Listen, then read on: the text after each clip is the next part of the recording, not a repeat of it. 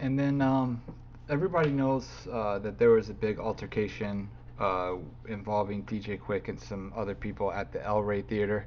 Can you tell, since you were there, can you tell the full story and in detail about what happened that night? No. But anyway, I'll tell you what I can. Um, what happened was Quick had just performed this song, excuse me, this and uh, MC8. MC8 and some of his boys was there at the party. And as they were walking off the stage, somebody from the group where MC8 and all of them were, and he was some dudes from 60s and stuff, reached over to try to pull Quick's hair. When they did that, the melee started. And they fought. I mean, that seemed like one of the longest fights ever that went on in that club. I mean, they beat that boy from the middle of the club all the way to down near the front door. Is how Kelly Jamerson, he's from 60 Crips. He got that's what happened to him. And so anyway, they got jumped. They were outnumbered, and they got whooped on. But it was mainly because MC8 and Quick's beef, and somebody in Quick's not Quick in MC8's entourage tried to grab Quick's hair, and that started the fight. And yeah, that's what happened. And was that at the time? I know you were around death row, but at the time you hadn't left the police force, as far as I can remember. Is that correct? Yeah, I was still active, and Okay. that's when my police chief was like, "Okay, Negro, you you still hanging around these guys after I done pulled your work permits and everything, and told you you need to stop working with them." I'm like, "Yeah, I'm just hanging out with them.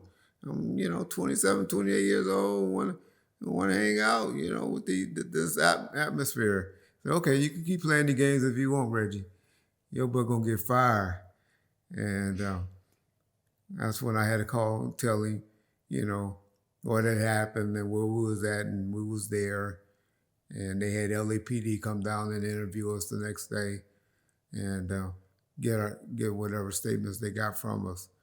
But yeah, that's what happened on that incident, and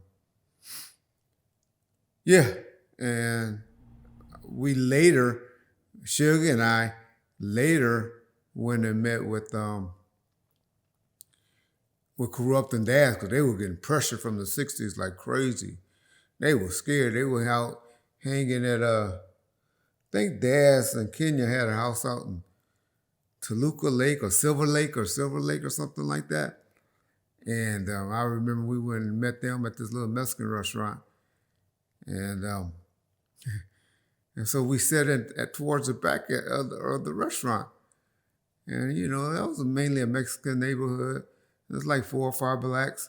Men sitting in there. It was late towards closing, and they probably were ready to go. So they called the police on us, right?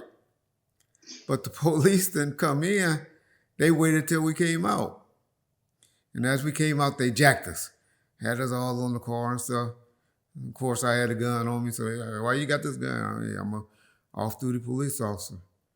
So not knowing that they taping us and wired for sound the whole time. And then that's when the next day the police chief, they contact my department and stuff, and that's when I knew that the FBI wasn't more than LAPD involved. The FBI was following us around after that incident had happened and everything, and they had me all on tape and stuff. But I didn't do nothing wrong. Can't tell me I can't hang with my childhood friend. And so that's when the chief was like, "Okay, keep playing, Reggie. You're gonna do something to get your ass fired." Yeah. Yeah, so Yeah. Um, can you tell me a little bit about after the Machiavelli album came out? Toss It Up was then released on the Greatest Hits. But the version used on the Greatest Hits was different than the Machiavelli one. It didn't have the outro. Can you speak as to why that was? Do you know why that was? Yeah, that was just, it was the greatest hit album. The original Machiavelli album was, controlled by us and stuff like that.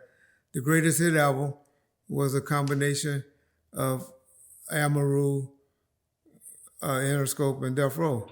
All three of us together, putting that album out. Interscope being the distributor, Amaru and Death Row being, the label, and Amaru being the artist. And they didn't want that era. They were protecting Dre, and we was dissing Dre.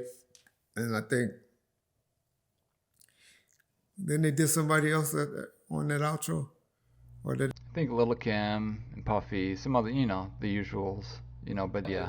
that era was just bad, and they just didn't want to do it, and so it didn't make it. I'm pretty sure they came at us with we needed to take some stuff off because y'all don't know, after an album gets so much material on it, you the Bernie Grutmans or the mastering facility won't guarantee it, in mastering once it goes past so many minutes. So you already be pushing the envelope when you put too many songs with long,